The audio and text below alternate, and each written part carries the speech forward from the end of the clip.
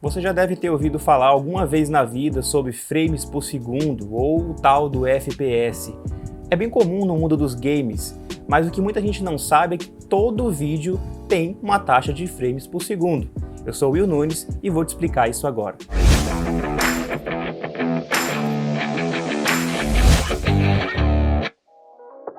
As taxas de frames por segundo mais conhecidas são 24, 30 e 60, em alguns casos até 120 FPS.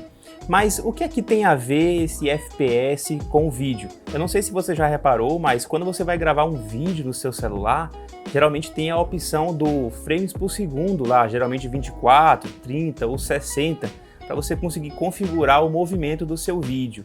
Quando eu falo de 24 quadros por segundo, isso quer dizer que a minha imagem ela vai ter 24 imagens ou frames por segundo. Da mesma maneira, acontece com 60 FPS, isso quer dizer que o meu vídeo vai ter 60 imagens por segundo aparecendo na minha tela.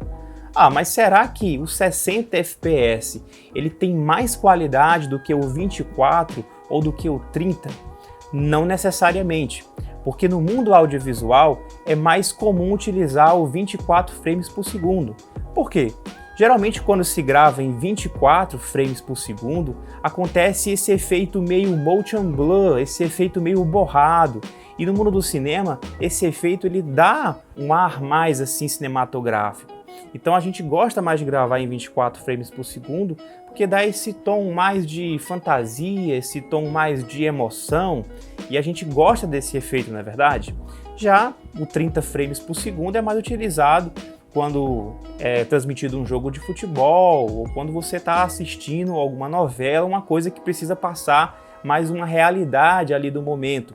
Então tem um certo movimento a mais. E o 60 FPS geralmente ele é feito para poder transmitir o câmera lenta, né? Quando você quer pegar essas 60 imagens ou esses 60 quadros por segundo e diminuir para 30 ou para 24 frames por segundo, dando assim aquele efeito de câmera lenta, aquele slow motion bem bacana que a gente faz geralmente nos vídeos. Eu vou exemplificar para você agora em vídeo a diferença dessas três taxas de frames por segundo.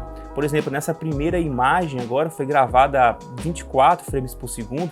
Você consegue ver agora que o movimento ele tá meio assim borrado, né? Ele tá com aquele motion blur, que é mais ou menos um efeito cinematográfico, certo? Na verdade, essa taxa de frames por segundo é utilizada por muitos videomakers e profissionais da área do audiovisual. Agora eu vou mostrar para você um outro caso onde eu estou utilizando 30 frames por segundo. E você pode perceber que a imagem está com um pouquinho mais de movimento, ela está um pouquinho mais suave. Geralmente precisa de uma coisa mais real, uma coisa como se você estivesse ali. E o terceiro exemplo agora, eu vou te mostrar uma taxa de 60 FPS. Você consegue ver agora o pneu girando com uma certa leveza, agora com mais movimento. Ela é utilizada geralmente para poder fazer slow motion, tá? Então é isso, espero que você tenha conseguido entender a diferença de 24, 30 e 60 FPS e a gente se vê no próximo vídeo.